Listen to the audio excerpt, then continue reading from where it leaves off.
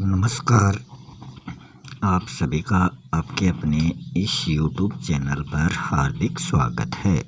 आज हम हिंदी व्याकरण के वर्ण से संबंधित जो टॉपिक है उसके कुछ अभ्यास प्रश्न शुरू कर रहे हैं। तो शुरू करते हैं अभ्यास प्रश्न। शुरू करते हैं कि सही कथन के सामने सही और गलत कथन के सामने गलत का चिन्ह लगाना है। लिपि चिन्ह को वर्ण भी कहते हैं। ये कथन क्या है? ये बिल्कुल सही कथन है। लिपि चिन्हों को ही वर्ण कहा जाता है। दूसरा है व्यंजनों का उच्चारण स्वर के बिना भी हो सकता है। ये बिल्कुल गलत कथन है।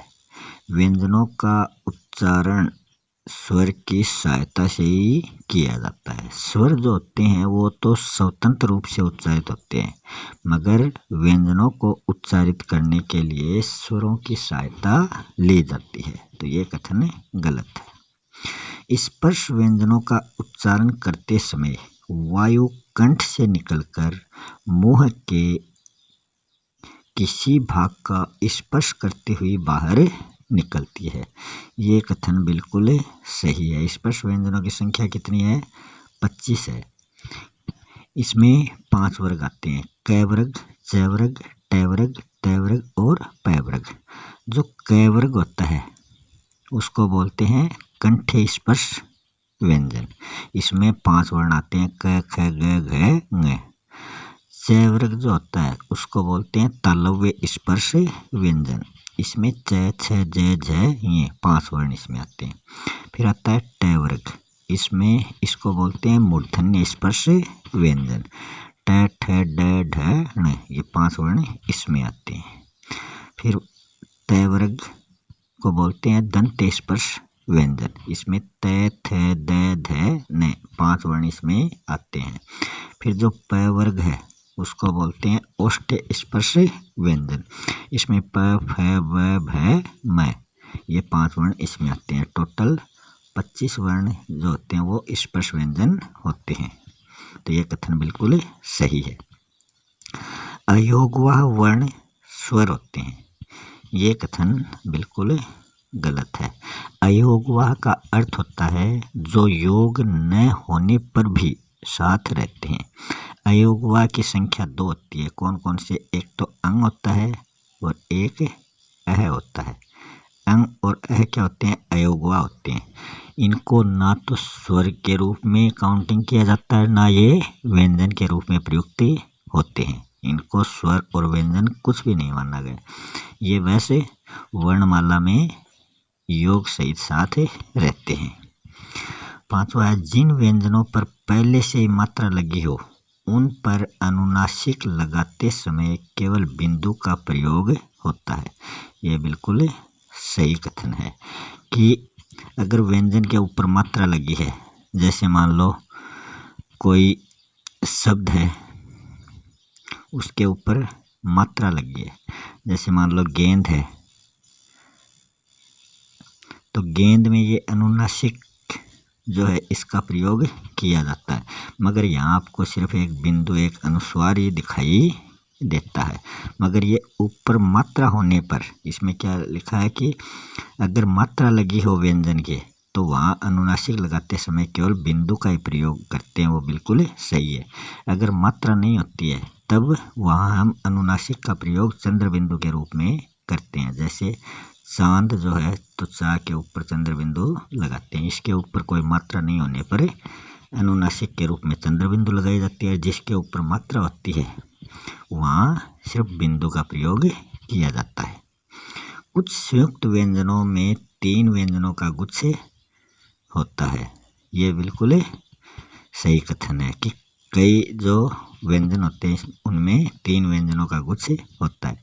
वैसे संयुक्त व्यंजन 4 होते हैं: क्ष, त्र, गे और स्र। ये 4 संयुक्त व्यंजन होते हैं। क्ष जो है ये बनता है क और स से। त्र बनता है त और र से। गे बनता है ज और ये से, और श्र बनता है स और र से। तो इनमें तो दो दो व्यंजनों का ही गुच्छ है, क और स, त र ज इ स र। मगर कुछ व्यंजन जो होते हैं उनमें तीन व्यंजनों का गुच्छ होता है। जैसे उज्ज्वल होता है, उज्ज्वल, जो उज्ज्वल होता है इनमें तीन व्यंजनों का गुच्छ प्रयुक्त हुआ है। एक व्यंजन, दो व्यंजन और तीन व्यंजन। बाद में इसमें वह में क्या आया है, स्वर आया। लगातार तीन व्यंजनों का प्रयोग इसमें किया गया है। तो ये भी क्या है, ये भी एक संयुक्त व्यंजन है। 7 नंबर का है, ड़ और ढ सदैव शब्द के आरंभ में आते हैं। ये कथन बिल्कुल गलत है। ड़ और ढ हैं वो शब्द के आरंभ में नहीं बल्कि शब्द के बीच में या अंत में आते हैं। इनका प्रयोग या तो शब्द के बीच में होगा या अंत में होगा, ये शुरू में कभी नहीं आते।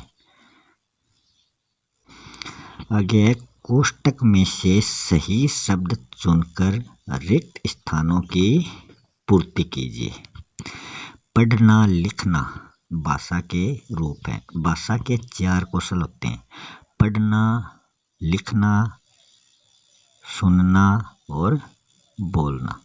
इनका क्रम होता है सुनना, बोलना, पढ़ना, लिखना। लिखना जो है वो सबसे अंत का कौशल होता है। सबसे पहला कौशल होता है सुनना। इसका सूत्र है सु बो पहली, ये क्रम के आधार पर दे रखे हैं। तो इसमें जो पढ़ना और लिखना जो कौशल है ये लिखित भाषा के रूप हैं, और जो सुनना और बोलना कौशल है ये मौखिक भाषा के रूप हैं। ये दोनों मौखिक भाषा के रूप हैं और पढ़ना लिखना लिखित भाषा के रूप हैं। वर्ण भाषा की सबसे छोटी इकाई होती है। वर्ण भाषा की वह सबसे छोटी इकाई है जिसके और अधिक टुकड़े नहीं किए जा सकते।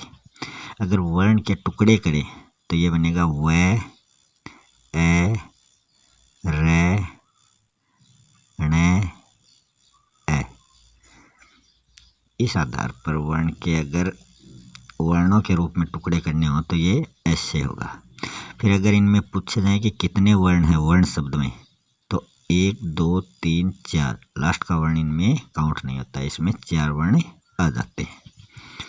वर्णमाला में वर्ण एक क्रम में होते हैं, तो क्रम कैसा होना चाहिए, वो क्रम निश्चित होना चाहिए कि वर्णमाला में जो वर्ण है वो एक निश्चित क्रम में होते हैं। आगे है सभी व्यंजनों के साथ जुड़ा रहता है, ए या आ। तो इसमें ए जो है वो सभी व्यंजनों के साथ जुड़ा होता है। ए की जो होती है वो कोई मात्रा नहीं होती, और जो स्वर होते हैं उनकी मात्राएं होती हैं, मगर ए स्वर की कोई मात्रा नहीं होती, और ये सभी व्यंजनों के साथ जुड़ा रहता है। जिन व्यंजनों की स्थिति स्वर और व्यंजन के बीच की होती है उनको क्या कहते हैं? जो स्वर और व्यंजन के बीच में होते हैं उनको अर्ध स्वर भी कहा जाता है।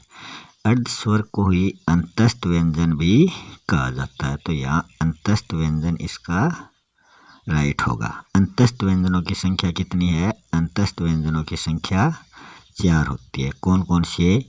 ये, र, ल, व और है। ये, र, ल, व है क्या है? अंतस्थ व्यंजन है। 6 नंबर का है ड़, ढ और है जो व्यंजन होते हैं ये कौन से होते हैं? तो इसमें ड़, ढ ये व्यंजन जो होते हैं ये होते हैं महाप्राण। ये महाप्राण में आते हैं। जो अल्प प्राण होता है, अल्प प्राण, इसमें कौन कौन से व्यंजन आते हैं? तो अल्प प्राण जो होता है उसमें श्वास का कम मात्रा में बाहर निकलना होता है। श्वास जो होती है वो कम प्रयत्न के बाहर निकलती है। इसमें क्या होता है? इसमें प्रत्येक वर्ग का जो विषम वर्ण है, विषम वर्ण पहला, तीसरा, पांचवा वर्ण, प्रत्येक वर्ग का पहला, तीसरा, पांचवा वर्ण जो होता है और ये, र, ल, व ये जो होते हैं ये अल्प प्राण में आते हैं। तो ये 15 और 4 अंतस्थ हो गए, तो 19 वर्ण जो हो गए वो अल्प प्राण में आते हैं। और महाप्राण में प्रत्येक वर्ण का दूसरा चौथा वर्ण और स है, तो 10 और 4 14 वर्ण आते हैं महाप्राण में। सातवां है अनुस्वार के बाद सदैव कोई व्यंजन आता है, कि जैसे कोई अनुस्वार आ गया तो अनुस्वार के बाद में सदैव क्या आएगा, कोई व्यंजन आएगा। जैसे संयम है, तो संयम में स के ऊपर अनुस्वार लगा है, तो ये अनुस्वार सदैव स्वर के तो बाद में आता है। अनुस्वार जो होता है वो स्वर के बाद में और व्यंजन से पहले आता है। तो ये जो है ये क्या है, व्यंजन है। और स के आगे ए मिला हुआ है, ए क्या है, ए स्वर है। तो स्वर के तो बाद अनुस्वार आता है और व्यंजन से पहले आता है। तो आज के वीडियो में इतना ही, मिलते हैं नेक्स्ट वीडियो में नए टॉपिक के साथ। तब तक के लिए धन्यवाद।